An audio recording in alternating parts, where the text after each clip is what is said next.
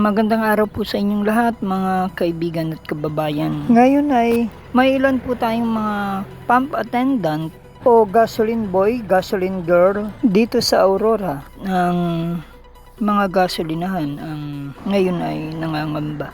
Na dati naman po silang hindi nangangamba pero dahil nga po sa pangyayari sa pagkasunog ng isang gasoline station na mini, yung maliit dito sa may barangay Maligaya sa bayan ng Dipakulaw, Aurora, ay sila ay nagkaroon ng takot. Ito po ay ang droplets na pangalan nung isang gasolinahan na nasunog lamang nung isang araw, kung saan nagkaroon nga po ng isang namatay na si J.R. Puda de la Cruz ng barangay Mokdol ng nasabing bayan. Kaya po ay nakalulungkot na tila nalitson, sunog na sunog. Ito po yung namatay at isa pang kasama niyang tauhan ng nasabing gasolinahan ay maswerte namang nabuhay naman at nagtamo ng maraming sunog sa katawan ay si Bogs o Bugoy, korpus ng barangay Salay ng nasabi ring bayan. Kaya medyo natatakot ang mga pump attendant na mga nagkakarga ng mga gasolina sa mga sasakyan na kanilang customer. Nung makita nila yung larawan sa social media at mga balita ng mga nasunog, ay nangangamba nga silang ngayon baka mangyari din sa kanila ito.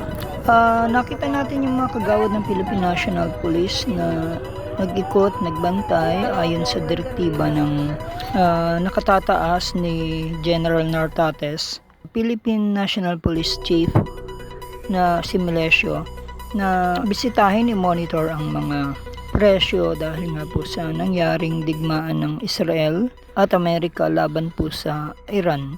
And then nakita naman natin binibisitan daw baka magkaroon ng overpricing. So maganda rin na, and I know na ngayon ay nagpapaalaala sila, nakita natin ilang mga post nila on social media na babantayan din nila yung safety sakaling magkasunog sa gasolinahan. Okay, meron bang sa probinsyang ganyan?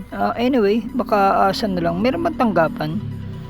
Anyway, baka aasa na lamang yan sa bawat halimbawa Committee on Energy ng Sangguniang Panlalawigan ng Aurora, halimbawa, o di kaya sa Sangguniang Bayan ng Dipakulaw or ng iba't ibang bayan, na sila na ang mag-check. O syempre yung Bureau of yung Licensing Division ng bawat BPLO, Business Permit Licensing Office, Office of the Mayor, na bisitahin.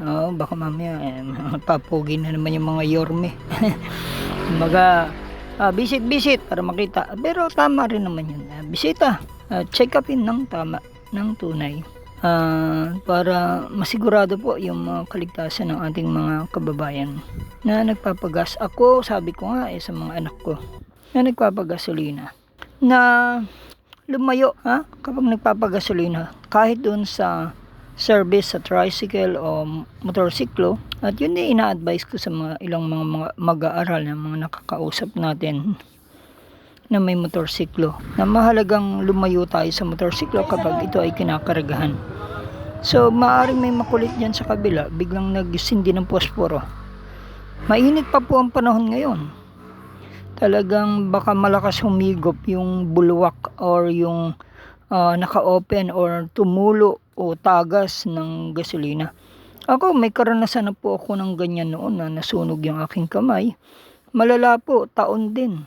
Lumobo ito, talagang makirot, masakit, at nabaltan. At nagkaroon ng keloids dahil hindi na naibalik yung dating balat niya.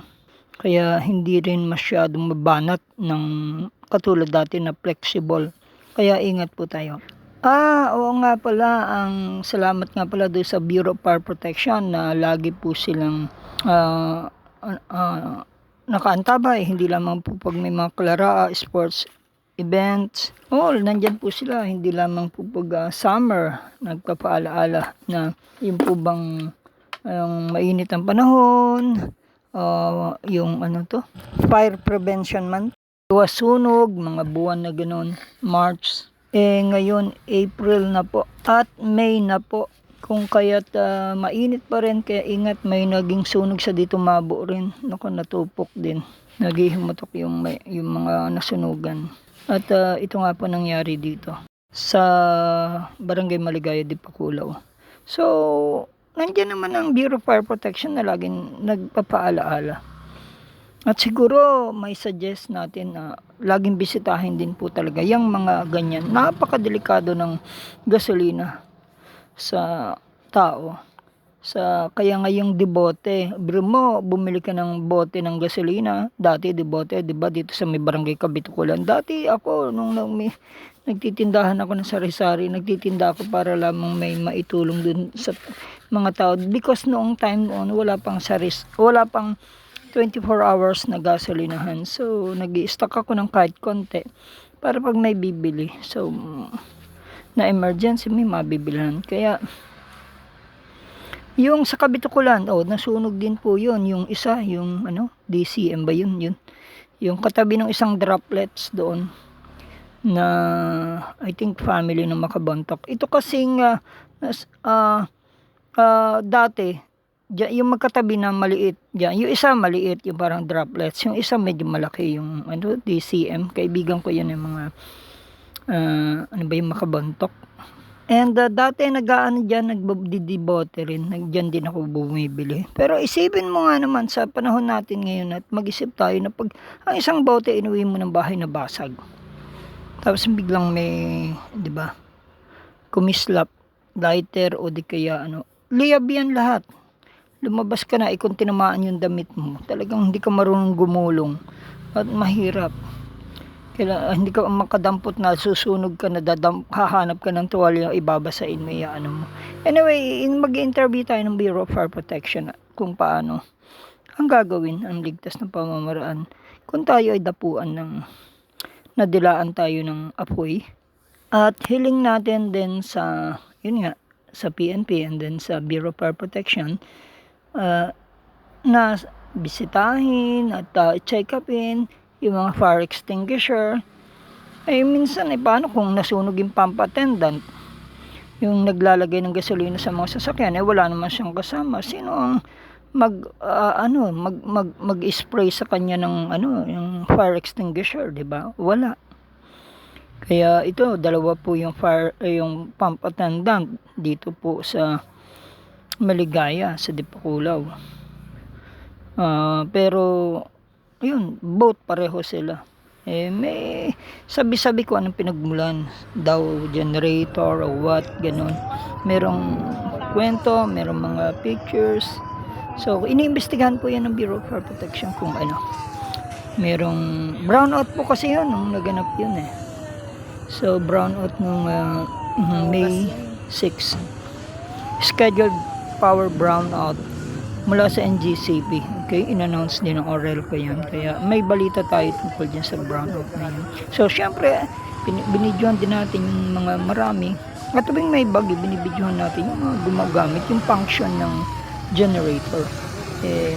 Maingat din ho, may spark plug din yan Baga medyo merong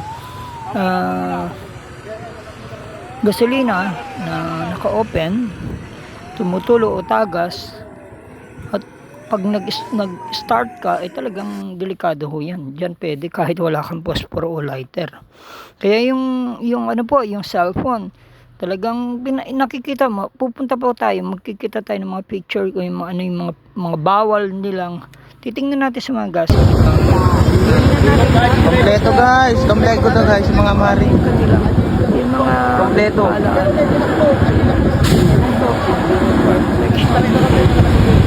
Paalaala sa kanila, dapat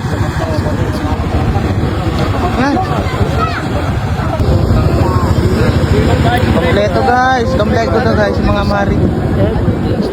Kompleto. Kasi check kung may tapas. Nangyari na rin sa Yan. Lumapit, huwag mo hawakan yung hose.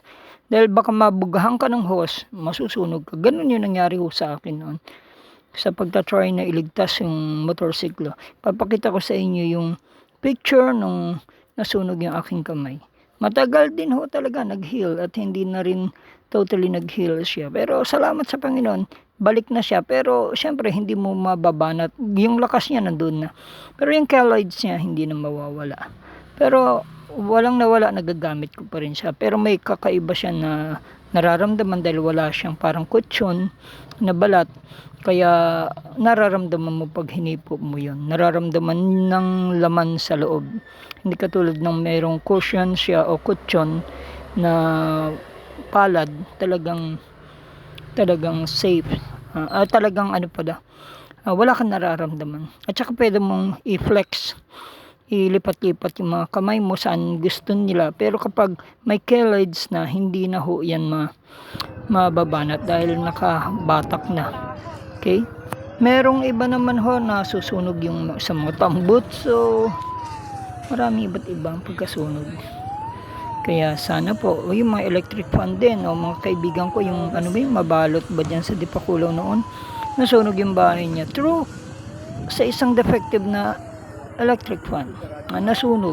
Okay? Siguro nakarekta. Kaya, yan ako, nagre-repair ako ng mga appliances.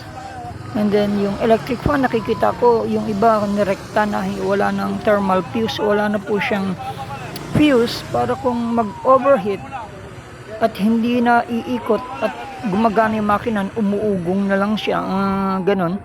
Or yung washing machine, kung walang fuse po yan, walang puputuking fuse o makapal yung fuse.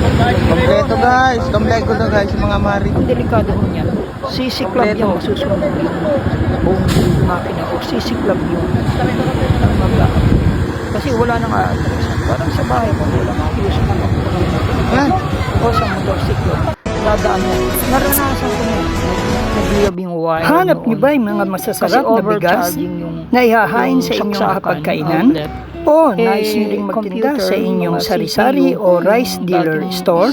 O computer mag-online pa yung gamit rice namin. business? Nakasaksak Halina siya kayo doon at dito may sa nakasaksak pa, Tiyaran, pero yung Ladya wire, Rice yung Retailing extension wire na ay laging mahina handang at, pagsilbihan manipis lang. at tulungan So, kayo. nanginit yan Ilabal ng sa init and then kanila ang nagliyab. masasarap, So, hiniklas ko. malalambot, Kahit dekalidad, makuryente. napakagagandang uri napakadelikado ho ng ng mga kuryente. bigas na pawang Na inani nakakapagpaliyab sa lalawigan yan. ng Tanong niyo sa Aurora. Bureau of Fire. Kaya't At ito'y mag-lecture, first mag-i-interview class tayo at hindi ng- durug-durug maghihingi tayo na ng nasa mga tamang flyers. presyo at husto ingat pa po, sa mga timbang. kababayan. Ang Sierra Masuggest Rice ko, Retailing ay sa ngayon, matatagpuan sa temporary, Barangay 4 kung sa kaya bayan ng niyong Maria gawin. Aurora sa Aurora Unsolicited Province advice naman. sa Mangasar Street, Sundin niyo, corner hindi. ML Quezon Street magpagasolina kayo, patungo lumayo ng kayo Maria sa Aurora sasakyan Public niyo. Market. Kung may Ang pamilya kayo, Sierra anak niyo Ladya nandun Rice sa loob ng Retailing ay tricycle, kompleto o sa dokumento sasakyan, at business lumayo, permit. palabasin niyo Makabibili muna. sa kanila Oras ng sumiklab wholesale yan at magkaroon ng retail problema, hindi yan price. makalabas. Sila ay Natataranta namimili rin una ho ng yan. mga aning palay sa Kaya magandang yung presyo. pangyayaring ito po Maaari ng silang sunog, tawagan eh, sa medyo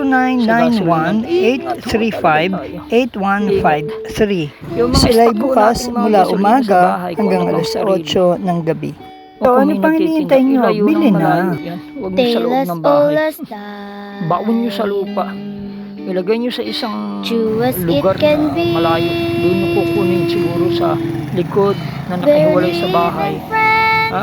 Doon nyo kukunin na nakalock siya. Ay, masunog man sa walang madadamay. Doon sa likod, pero doon nyo kukunin. Huwag nyo nasa loob Just ng a bahay. little Huwag nyo nasa kusina. Huwag ho. Mahirap, Small delikado. to say the Dahil kung yung least. babasagin bote, galon, plastic, nasisira. Both Ganyan. O of acres natitimbang. neither one O ano pa? prepared. God bless you. Beauty Para sa NSK News ng NSK TV channel, Narciso Ko reporting.